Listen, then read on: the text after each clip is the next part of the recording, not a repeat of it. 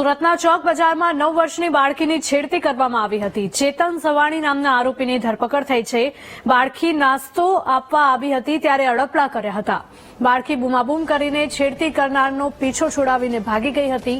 બાળકીની માની ફરિયાદના આધારે આરોપીની ધરપકડ થઈ છે।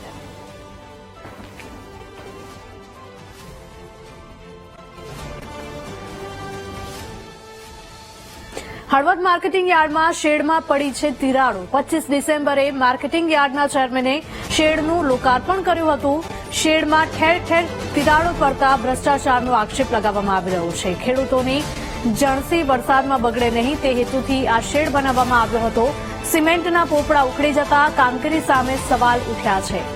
આશરે 5000 સ્ક્વેર ફૂટમાં પથરાયેલા શેડમાં તિરાડો પડી ગઈ છે। એજન્સી સામે તપાસની માંગ।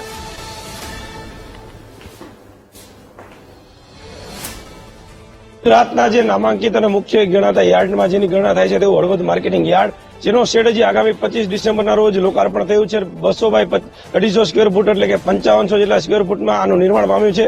ત્યારે 1 મહિનાથી પણ ઓછા સમયની અંદર જ આની અંદર મોટા પ્રમાણે તિરાડો પડી છે અને એના પણ આપણે વીટીવી દ્વારા રિયાલિટી ચેક કરવામાં આવ્યું ત્યારે અહીંયા જે તિરાડ છે અને પોપડા ઉખડી રહ્યા છે તે પણ સામે જોવા મળી રહ્યું છે।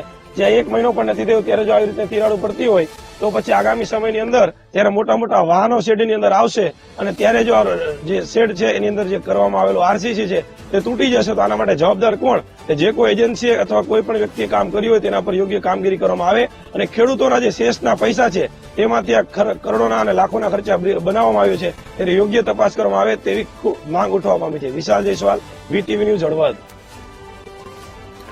તો શેડમાંથી જે પોપડા ઉખડી રહ્યા છે, તિરાડો પડી રહી છે, તેને લઈને અનેક સવાલો ઉભા થાય છે। ગુણવત્તા ઉપર શેડ બનાવવા માટે હલકી ગુણવત્તાનું મટીરીયલ વાપર્યું હોવાનો પણ આક્ષેપ લગાવવામાં આવી રહ્યો છે। હળવદ માર્કેટિંગ યાર્ડના આ દ્રશ્યો કે જ્યાં શેડમાં તિરાડો પડી ગઈ છે। 25 ડિસેમ્બરે માર્કેટિંગ યાર્ડના ચેરમેને આ શેડનું લોકાર્પણ કર્યું હતું। શેડમાં ઠેર ઠેર તિરાડો પડી જતા ભ્રષ્ટાચારના આક્ષેપ થઈ રહ્યા છે।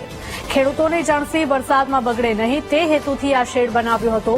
સિમેન્ટના પોપડા ઉખડી જતા કામગીરી સામે સવાલ ઉઠ્યા છે। આશરે 5000 સ્ક્વેર ફૂટમાં પથરાયેલા શેડમાં તિરાડો પડી છે। તો એજન્સી સામે તપાસની પણ માંગ કરવામાં આવી રહી છે। હળવદ માર્કેટિંગ યાર્ડના દ્રશ્યો છે કે જ્યાં શેડમાં તિરાડો પડી ગઈ છે।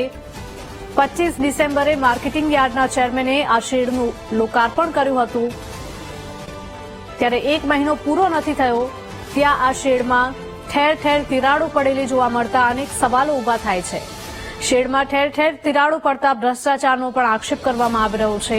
ખેડૂતોની જણસી વરસાદમાં ન બગડે તે માટે આ શેડ બનાવવામાં આવ્યો હતો, પરંતુ આ શેડમાં પણ માલ સામાન છે, ખેડૂતોનો પાક છે, તે સૂકો રહેશે કે પલળી જશે તે ભય પણ હવે ખેડૂતોને સતાવી રહ્યો છે। સિમેન્ટના પોપડા ઉખડી જતા કામગીરી સામે અનેક સવાલો ઉભા થયા છે। આશરે 5000 સ્ક્વેર ફૂટમાં પથરાયેલા શેડમાં તિરાડો પડી ગઈ છે।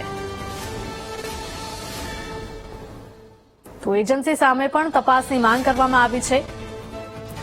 એજન્સી દ્વારા આ શેડ બનાવવા માટે જે મટીરીયલ વાપરવામાં આવ્યું હતું તે હલકી ગુણવત્તાનું વાપર્યું હોઈ શકે છે।